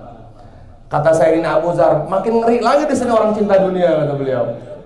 Wah, nggak bisa kalau kayak gitu. Enggak, wahai Abu Dzar, kamu tenang dulu di sini. Wahai Sayyidina Utsman, Rasulullah pernah bersabda kepadaku, wahai Abu Dzar, kalau satu masa di Madinah bangunan-bangunan rumahnya sudah melewati pohon-pohon kurma, maka pergilah kamu. Akhirnya sama Sayyidina Utsman, Sayyidina Abu Dzar dikirim ke tempat namanya Rabzah. Namanya Ro, Ba, Zal dengan tak marbutoh. Rabzah. Di situ beliau dikasih unta, dikasih kambing, pokoknya dikasih buat kehidupan selama di situ. Maka beliau hidup selama di situ sampai beliau wafat. Dia cuma berdua ditinggal di situ di Rabzah itu. Cuma berdua. Ini adalah nubuatnya Nabi, kata Sayyidina Abu Dzar. Istrinya agak panik kan. Kita cuma berdua doang di situ. Emang ini kata Rasulullah begitu. Abu Dzar nanti datang ke Tabuk sendiri, kemudian dia akan mati sendiri, dia akan tinggal sendiri, bahkan hari kiamat pun di padang mahsyar dia sendiri. Rasulullah itu janjinya tuh sama Abu Dzar tuh. Ternyata betul. Dia tinggal di situ, tinggal di satu tempat yang betul-betul nggak ada tetangga-tetangganya, cuma sendiri aja. Maka datanglah tiba saatnya Abu Dzar dalam keadaan sakit dan beliau wafat. Sebelum wafatnya istrinya menangis, bagaimana saya mengurusin kamu ini? Ya kan, tenang aja. Nabi pernah bersabda kepadaku, nanti ketika Abu Dzar wafat akan ada kelompok orang-orang soleh.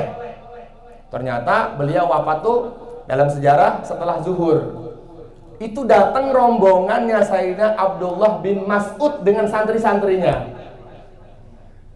Kemudian itu tempat tuh nggak pernah ditinggalin sama siapa, nggak pernah dilewatin. Kok kebetulan rombongan Sayyidina Abdullah bin Mas'ud dengan santri-santri lewat situ baru pulang belajar. Iya kan, istirahat di situ ada kayak gubuk. Wah, kebetulan nih ada rumah nih.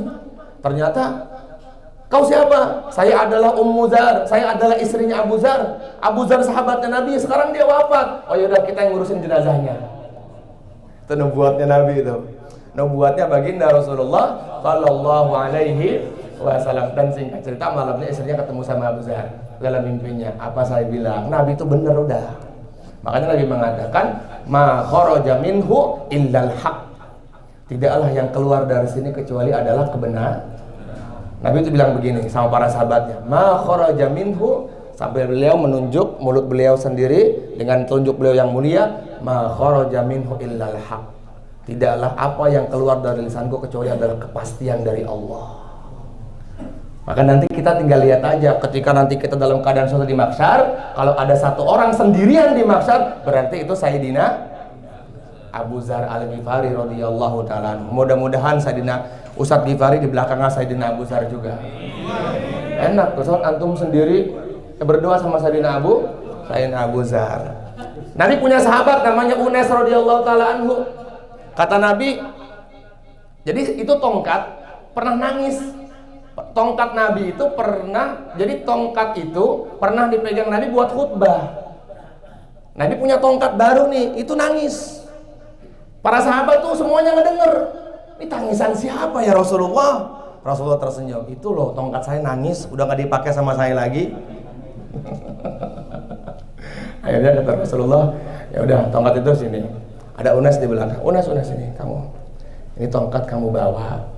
Nanti saya akan cari kamu di mahsyar dengan tongkat ini. Nanti kalau saya cari kamu nggak ketemu, kamu ginikan saja nih. Oh berarti itu Unes tuh. Nanti kita lihat di mahsyar ya. Saksikan perkataan saya ini, perkataan Rasulullah. Nanti kalau di mahsyar ada orang yang beginiin tongkatnya, berarti itu siapa? Sahabat siapa? Sayyidina Unes radhiyallahu taala anhu. Percaya nggak sama itu? Ma kharaja minhu illal haq. Tidaklah yang keluar dari sini kecuali adalah kepastian dari Allah Subhanahu wa ta'ala. Masya Allah, la ilaha illallah. Singkat cerita, Rasulullah pulang dari Tabuk dalam keadaan menang, membawa kegembiraan yang luar biasa. Maka orang-orang munafik wa akharuna taraku bidunubihim khalatu amalan salihah asallahu ayyatuba alaihim. Orang-orang munafik datang, ya Rasulullah, saya begini. Kata Nabi, ya udah, emang tahu kalau dia itu para munafik. Maka ada 3 sahabat, Ka'ab bin Malik, kemudian siapa lagi? Hilal bin Umayyah, Murarah bin Rabi yang tidak ikut serta dalam perang Tabuk. Ini sahabat besar semua nih. Ya, tiga sahabat yang tidak ikut serta dalam perang Tabuk. Pertama Sayyidina Ka'ab bin Malik, Hilal bin Umayyah. Yang ketiga Murarah bin Rabi radhiyallahu anhu majma'in. Tiga sahabat ini satu-satu datang ke Nabi. Intinya ya minta inilah, mau mengajukan alasan. Kata Rasulullah kepada Sayyidina Hilal, kenapa kamu nggak ikut perang? Saya sakit begini. Ya udah. Bagaimana ya Rasulullah? Tunggu keputusan Allah Subhanahu wa taala. Kepada Sayyidina Murarah bin Rabi radhiyallahu taala anhu, kenapa kamu nggak ikut perang? Lagi banyak kesibukan. Kayak kita gitu, kalau pas keluar 3 hari kan banyak alasan tuh. Kalau dulu sahabat nggak ikut perang, didieminnya sama Nabi berapa hari? 50 hari. 50 hari bukan cuma didiemin, satu Madinah nggak negor dia. Hari ke-40 Nabi sampaikan kepada sepupunya Sayyidina Ka'ab, sampaikan kepada Ka'ab untuk tidak berhubungan badan dengan istrinya. Jangan juga istrinya berbicara dengan dia, coba. Nah, kita disuruh berjuang di jalan Allah tuh banyak banget. Ini kenapa nih? Anak sakit. Ini kenapa nih? Proyek lagi datang. Wah, banyak banget alasan. Banyak banget alasannya. Kenapa nggak ngaji? Duh, nggak enak badan. Banyak banget alasan. Akhirnya singkat cerita adalah Sayyidina Ka'ab bin Malik, ketika beliau datang kepada di hadapan Rasulullah, Nabi tidak berkata apa-apa kecuali Nabi menunggu keputusan Allah. Berapa lamanya? 5. Dia ke masjid, orang menghindar. Dia ke pasar, nggak ada yang mau transaksi jual beli sama beliau. Pokoknya Allah turunkan ayat itu baru Ustaz. Wa 'alas salasati. Itu lamnya panjang nggak? Wa 'alas salasatil ladzina khulifu hatta idza dhaqat 'alaihimul ardu bima rahubat wa dhaqat 'alaihim anfusuhum wa dhannu an la malja'a minallahi illa ilaihi thumma taba 'alaihim liyatubu. Terus innallaha huwat tawwabur rahim. Akhirnya hari ke-40 dapat surat Sayyidina Ka'ab, ya kan, supaya datang ke Persia untuk menjadi apa? Raja di sana. Kita akan berikan kepada kamu, hai Ka'ab, apa yang kamu mau. Maka kata Sayyidina Ka'ab, kalau ini saya terima, ini adalah fitnah terbesar saya selama saya didiamkan oleh Nabi. Didiemin 50 hari sama Nabi. Bukan hanya Nabi yang ngadain, satu Madinah pokoknya kata Nabi jangan ngomong sama 3 orang itu. Maka wa 'alas salasatil ladzina khulifu hatta idza dhaqat 'alaihimul ardu bima, padahal tuh Allah Subhanahu wa taala melebarkan isi dunia ini ya, tapi buat mereka bertiga adalah menjadi sempit. Karena gimana sih ketemu sama Nabi ya Rasulullah, assalamualaikum, sampai beliau tuh datang ke rumah Nabi, assalamualaikum, sampai 10 kali assalamualaikum, nggak dijawab sama Nabi.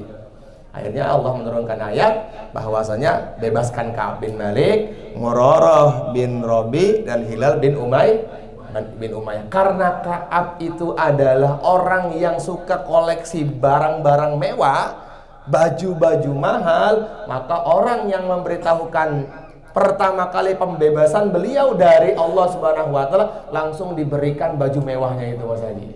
Jadi itu sunnahnya kata para ulama, kalau dapat kabar gembira maka berikan kasih hadiah kepada orang yang membawa kabar gembira.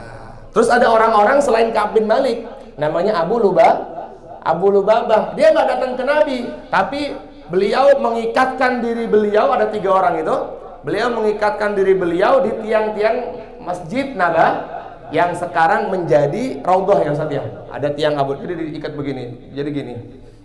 Ada 3 orang sahabat. Kamu kenapa? saya nggak ikut perang Tabuk. Kamu kenapa nggak lapor sama Nabi? Enggak, saya malu sama Rasulullah, saya nggak mau lapor. Biar Allah aja yang kasih keputusan saya. Jangan ada yang buka tali saya sampai Nabi yang membukanya. Masya Allah, sampai Nabi yang membukanya. Makanya nanti teman-teman, kalau ke Raudhah itu setelah masjid, setelah makbaroh baginda Nabi, setelah tempat peristirahatan Nabi, di pertama ya, pertama mau kedua gimana?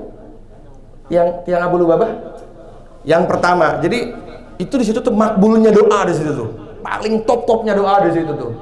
Ya, jadi pokoknya tiang pertama di samping makomnya baginda Rasulullah SAW itu namanya tiang Abu Lubabah. Itu ente kalau doa itu top di situ pokoknya. Jadi ada berapa tiang?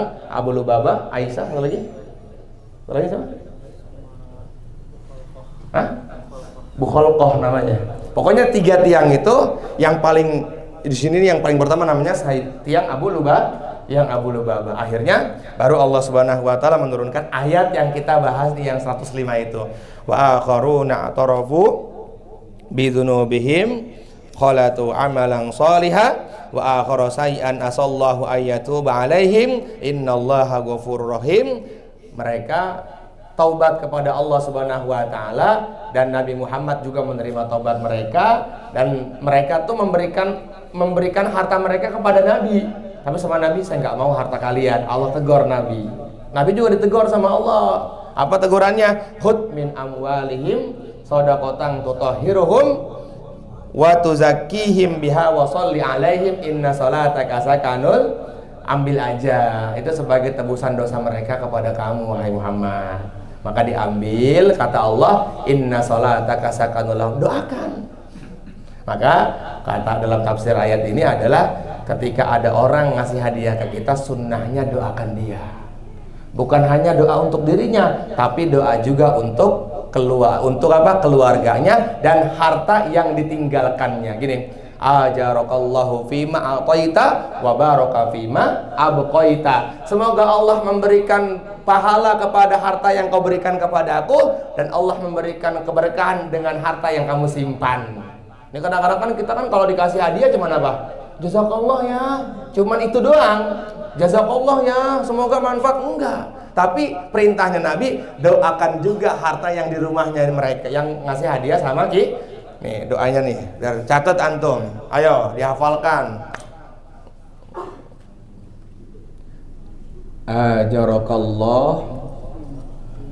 Ajarakallahu fima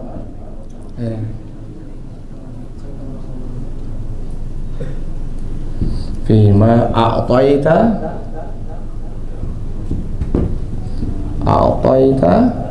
wa baraka fima abqaita. Ini doa yang diajarkan Nabi nih sallallahu alaihi wasallam.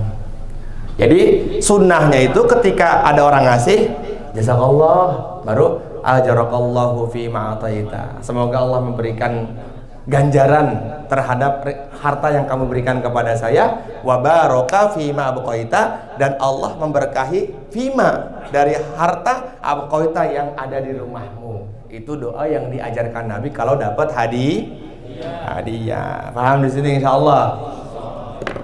Akhirnya Allah Subhanahu wa taala saja Maha Pengampun, Maha menerima taubatnya seorang hamba. Maka seburuk apapun kita, teman-teman, jangan pernah merasa kalau kita ini jauh dari Allah, kita nggak mau lagi dekat kepada Allah. Kata Allah Subhanahu wa taala, kata Nabi, aku akan menerima taubatnya seorang hamba selagi nyawanya belum sampai tenggorokan. Jadi silakan bertaubat ya. Ya bna Adam, innaka ma da'autani wa rajautani ghafartu laka ala ma kana fika wa la ubali. Wahai anak Adam, apabila kalian bertaubat kepada aku, memohon ampunan kepada aku akan berikan ampunanku kepadamu. Ya, dan aku tidak akan pernah melihat keburukan-keburukan kamu yang telah kamu kerjakan. Paham di sini teman-teman? Itu teman-teman nanti kalau mau masuk Raudhah, itu di gerbang pertamanya Raudhah itu, di pintu itu ada hadis syafaati li ahlil kabair min ummati. Syafaatnya aku ini, kata Nabi, akan aku prioritaskan buat mereka yang suka melakukan dosa besar. Artinya apa teman-teman? Nabi itu sangat senang sama orang-orang yang mau taubat, ya. Dan Allah Subhanahu wa taala juga sangat mencintai orang yang bertaubat. Innallaha yuhibbut tawwabina wa yuhibbul mutatahhirin. Maka sahabat-sahabat yang Nabi mengatakan dia bukan orang munafik, mereka tidak ikut perang memang karena kelalaian mereka, tapi mereka mau bertobat, Allah menerima taubat mereka.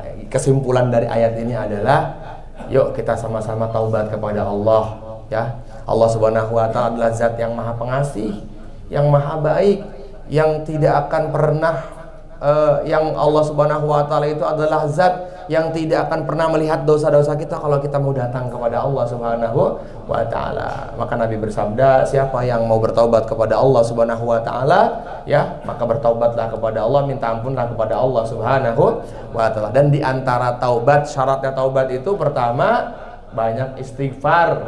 Yang kedua, azam untuk tidak mengerjakan lagi.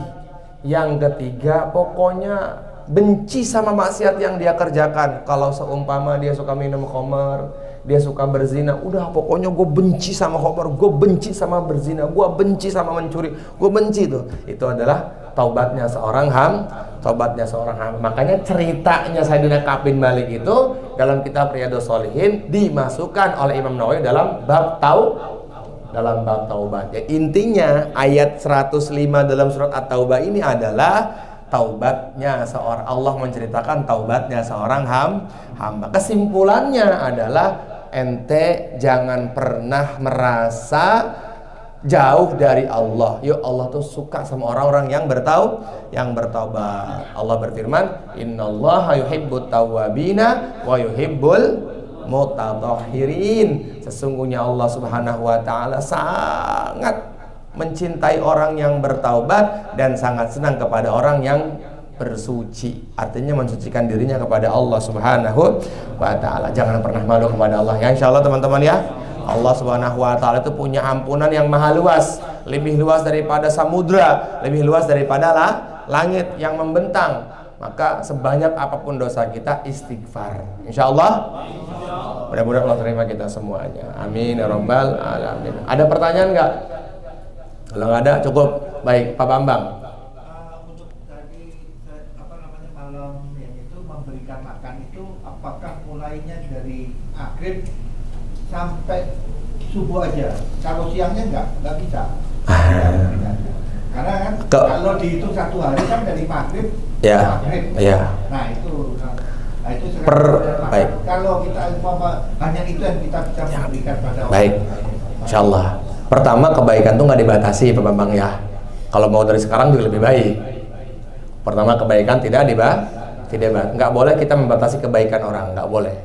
Kemudian kalau dalam sejarah Islam itu perpindahan waktu Islam itu dimulai dari maghrib, ya. Nah, yang dijelaskan dalam riwayat itu malam nisfu Sya'ban. Kapan malam itu? Mulai selepas maghrib sampai azan subuh. Kamis maghrib, ya. Iya, Kamis maghrib sampai Jumat subuh. Itu disebut dengan malam. Kan pengkhususan hadisnya malam nisfu Sya'ban. Kalau satu hari sampai besok maghribnya lagi, Pak Bambang. Ya. Jadi malam itu loh yang berkahnya tuh malam itu. Jadi kalau seumpama Pak Bambang pengen ngasih makan ya di malam itu. Di siangnya juga nggak apa-apa. Cuman mungkin keutamaannya nggak lebih sempurna daripada di waktu malam itu. Paham ya, insyaallah, ya. Jadi malam, kan di situ kan barang siapa yang menghidupkan malam nisfu Sya'ban, Allah akan berikan ampunan, Allah akan berikan berkah, Allah akan berikan segala-galanya. Malam, dari mulai Kamis maghrib, kata para ulama, dari mulai Kamis maghrib sampai kapan? Sampai azan subuh. Kalau Lailatul Qadar sampai Isra. Ada pengkhususan sendiri kalau Lailatul Qadar tuh, ya. Jadi nanti malam itu, malam Jumat besok, silahkan di rumahnya buat makan-makan bersama sama keluarganya. Kemudian undang teman-temannya, ya, traktir teman-teman, insyaallah. Siap, insyaallah. Boleh juga nanti kasih santri-santri Ar-Ridho, nih kasih ustadz-ustadz Ar-Ridho, nih, masya Allah, ya. Ya, silahkan, ya. Ada lagi nggak? Cukup, insyaallah. Cukup ya. Saya mohon maaf lahir batin. Taqabbalallah minna minkum taqabbal ya karim. Mudah-mudahan antum memaafkan saya semuanya, dan insya Allah saya juga memaafkan antum semuanya. Kita berharap kepada Allah, mudah-mudahan besok malam Jumat Allah pandang kita dengan pandangan rahmatnya, Allah pandang kita dengan pandangan maghfirahnya. Ya Allah, saya bebaskan semua orang yang punya kesalahan dengan saya sesuai janji Nabi-Mu. Dua kelompok manusia yang tidak akan dimaafkan besok malam. Pertama orang syirik, yang kedua orang yang masih punya dendam. Jadi saya mohon maaf banget kalau ada kalimat-kalimat yang menyinggung. Kalau di dalam hati jamaah ada yang pernah gara-gara saya jadi sakit hati, mohon maaf lahir batin. Dan insya Allah teman-teman juga saya maafkan. Nanti setelah ini saya izin kita salam-salaman semuanya insya Allah. Allahumma salli wa sallim wa barik ala sayyidina Muhammad fil alamin innaka Hamidum Majid. Rabbana anfa'na bima 'allamtana wa 'allimna ma yanfa'una wa zidna ilma summa barik lana. Ya Allah ya Rahman ya Rahim, ya Hannan ya Mannan, ya Malikal Mulki ya Dzal Quwwatil Matin ya Rahimal Masakin. Irhamna ya Allah, barik lana ya Allah, waftah lana ya Allah, wangsurna ya Allah, ikfir lana minadz dzunub ya Allah. Ya Allah, terima kasih Engkau telah hidupkan kami di bulan Sya'ban yang mulia ini ya Allah. Maafkan kami semuanya ya Allah, ampuni kami ya Allah, terimalah semua amal kami ya Allah. Ya Allah, maafkan kami ya Allah. Terima kasih ya Allah, Engkau telah hidupkan kami sampai bulan yang mulia ini ya Allah. Rugi buat kami apabila kami tidak mendapatkan ampunan-Mu ya Allah. Ampuni teman-teman kami di majelis yang mulia ini ya Allah. Kami memaafkan semuanya ya Allah. Pandang kami ya Allah. Pandang kami ya Allah. Ya Allah, pandang kami.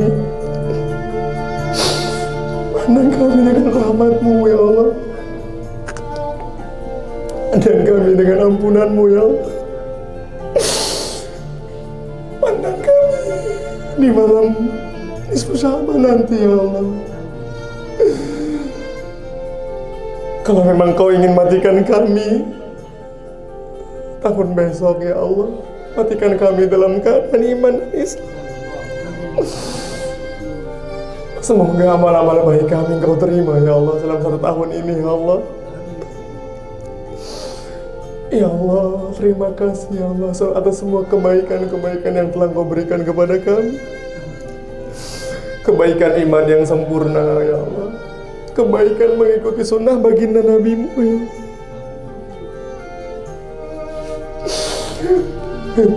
Ya Allah Tuhan kami, jangan Kau ampuni kami besok malam ya Allah. Kami gak mau ya Allah. Ya Allah, ampuni kami besok malam. Kami telah memaafkan, kami telah membebaskan orang-orang yang membuat hati kami sakit ya Allah.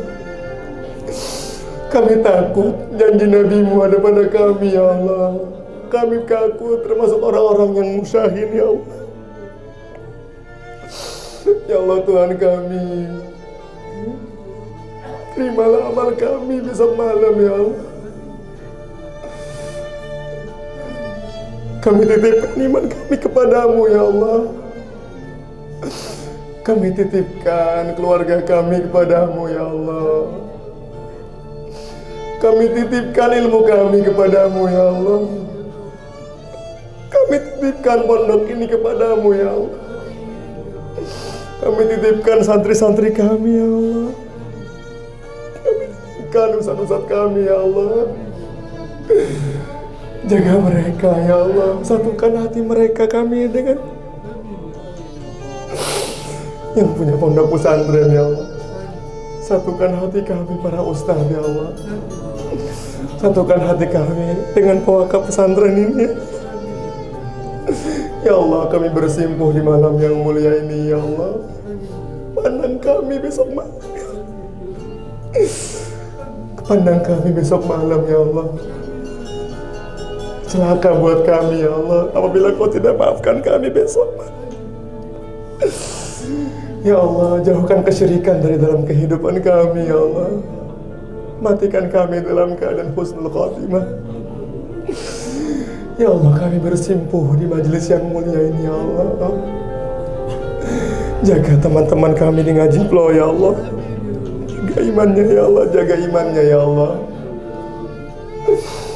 Ya Allah, berikan kebaikan-kebaikan yang telah Kau berikan kepada para sahabat Nabi-Mu, ya Allah. Pandang kami, ya Allah, dengan pandangan rahmat-Mu sebagaimana Kau memandang para sahabat Nabi-Mu, ya Allah. Ya Allah, kami belum bisa berkorban sebagaimana korbannya Abu Bakar As-Siddiq, ya Allah. Kami tidak punya kekuatan sebagaimana kekuatannya Umar. Kami tidak punya harta sebagaimana hartanya Sayyidina Utsman, ya Allah. Kami tidak punya ilmu sebagaimana ilmunya Sayyidina Ali, ya Allah. Tapi kami punya iman. Pandang kami dengan iman ini, ya Allah. Ya Allah, Tuhan kami titipkan iman teman-teman ngaji flow, ya Allah. Jaga iman teman-teman ngaji flow, ya Allah. Teman-teman bengkel hati, ya Allah. Umat seluruh alam, ya Allah. Ya Allah, kami titipkan iman anak kami juga, ya Allah. Kami titipkan iman anak-anak kami, ya Allah. Sebagaimana Nabi Ibrahim menitipkan Nabi Ishak kepadamu, ya Allah. Ya Allah, kami minta maaf belum bisa mendidik istri dan anak kami menjadi baik, ya Allah. Semoga nanti sepeninggal kami, ya Allah, jadikan mereka orang yang ahli taat, menjadi ahli ibadah, ya Allah. Menjadi pejuang Nabi-Mu, ya Allah. Orang-orang yang Kau terima amalnya, ya Allah. Ya Allah, kami tidak punya amal kecuali amalnya anak kami, ya Allah. Kami tidak punya simpanan kecuali amal anak kami. Ya Allah, kami titipkan anak-anak kami kepadamu, ya Allah.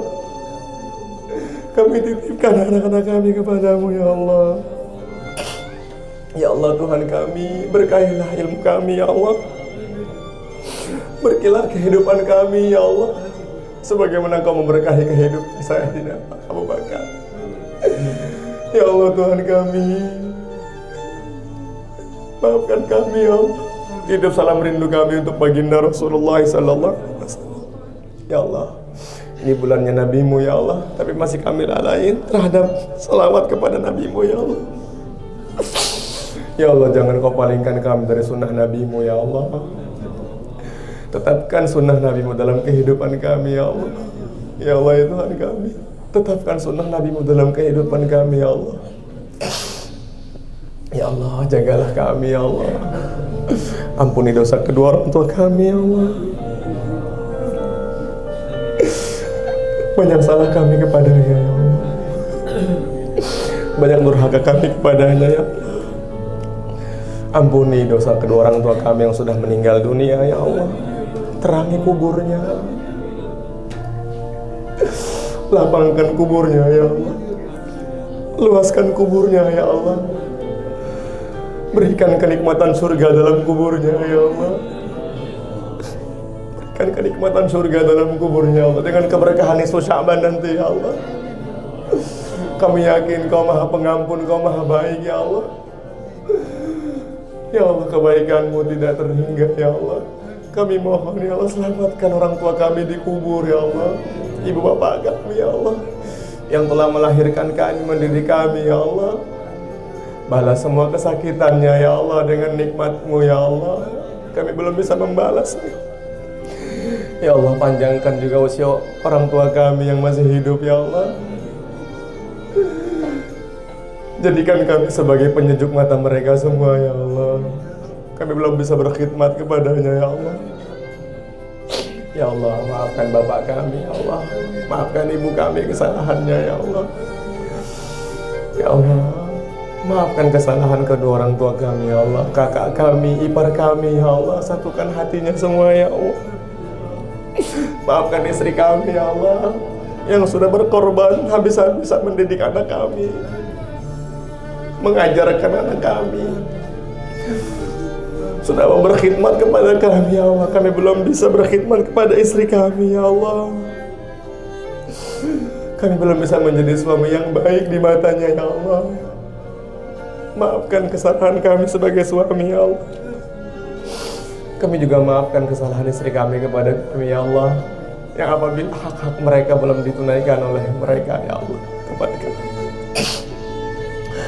Ya Allah, matikan kami dalam keadaan iman, matikan kami dalam keadaan Islam, matikan kami dalam keadaan husnul khatimah, matikan kami di atas puncaknya la ilaha illallah, matikan kami di atas puncaknya kecintaan kepada Nabi-Mu ya Allah. Ijma' bainana wa bain nabiyyina Muhammad sallallahu alaihi wasallam. Ya Allah, kumpulkan kami dengan baginda Nabi-Mu ya Allah. Kami tidak punya iman yang sempurna sebagaimana para sahabat, tapi kami rindu dengan Rasulullah sallallahu alaihi wasallam. Ya Allah, jagalah pondok ini ya Allah, jaga pondok ini sampai hari kiamat ya Allah. Keluarkan dari tempat ini alim-alim, ulama-ulama yang mencetak umat. Ya Allah, saya yakin ya Allah akan keluar dari tempat yang mulia ini seorang hafiz-hafiz Quran, seorang pejuang Nabi-Mu ya Allah. Terimalah anak-anak pesantren di sini ya Allah, dan seluruh pesantren yang ada di dunia ini ya Allah. Terimalah anak-anak kami yang dititipkan di sini ya Allah. Pandang mereka ya Allah, kasihani mereka ya Allah, cepatkan hafalan mereka ya Allah. Saya yakin ya Allah, kami yakin ya Allah akan keluar dari sini ya Allah ulama-ulama yang hebat ya Allah. Berkahkan pondok ini sebagaimana Kau memberkahkan pondok-pondok yang berkah ya Allah. Sebagaimana Kau memberkahkan Sidogiri ya Allah, sebagaimana Kau memberkahkan Kelincing ya Allah, sebagaimana Kau memberkahkan Temboro ya Allah. Allahumma haula'i talamid ya Allah, datangkan dari penjuru dunia santri-santri ke Ma'had Ar-Ridha ya Allah. Kamil ma'aniha, sempurnakan ya Allah fondasinya ya Allah. Kamil mabaniha, sempurnakan bangunannya ya Allah. Asy-aradiha ya Allah, luaskan tanahnya ridha ya Allah. Asy-aradiha ya Allah, luaskan tanahnya ridha ya Allah. Asy-aradiha ya Allah, luaskan tanahnya ya Allah. Abqiha ila yaumil qiyamah ya Allah. Ya Allah, langgengkan ar-ridha sampai hari kiamat ya Allah. Abqiha ila yaumil qiyamah ya Allah. Kamil ma'aniha, kamil mabaniha, kamil ma'aniha, kamil mabaniha. Allahumma haula'i talamid wa tilmidat alladhina ja'u fi anha'il alam, alladhina ja'u fi anha'il alam ya Allah. Allahumma ihfadna auladana, Allahumma ihfadna ya Allah. Allahumma ihfadna, jaga santri-santri kami ya Allah. Jaga hatinya ya Allah, betahkan mereka di pesantren ya Allah. Kurangi ujian kepada mereka ya Allah. Tambahkan ya Allah ketika mereka mendapatkan ujian menghafal Quran ya Allah. Mereka adalah orang-orang yang akan menjadikan mulia orang tuanya ya Allah. Mereka adalah orang-orang yang akan memberikan syafaat kepada orang tuanya di mahsyar nanti ya Allah. Terimalah mereka ya Allah. Rabbana dhalamna anfusana wa illam taghfir lana wa tarhamna lanakunanna minal khasirin. Rabbana ighfir lana wa liwalidayna ya Allah birahmatika ya arhamar rahimin. Allahumma anfa'na bima 'allamtana wa 'allimna ma yanfa'una. Barik lana fi ma'hadina, barik lana fi ma'hadina, barik lana fi ma'hadina. Wa sallallahu ala sayyidina Muhammad walhamdulillahi rabbil alamin. Ya Rabbana ta'arafna li annana ta'arafna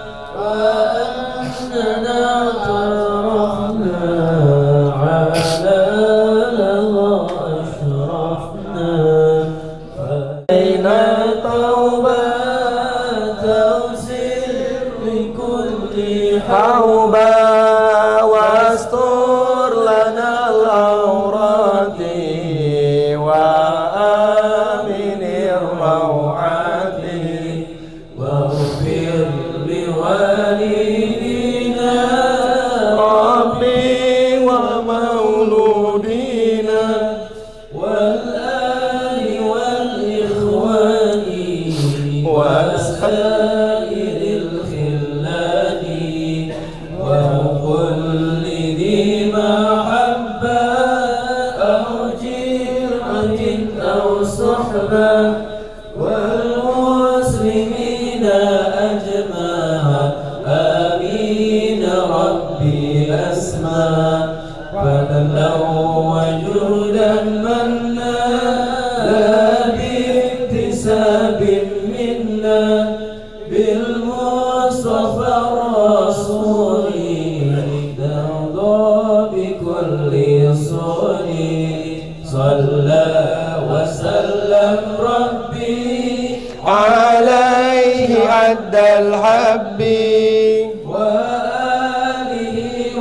وصحبه عدد عشر صحبي والحمد لله في البال والتناهي والحمد لله في البال والتناهي.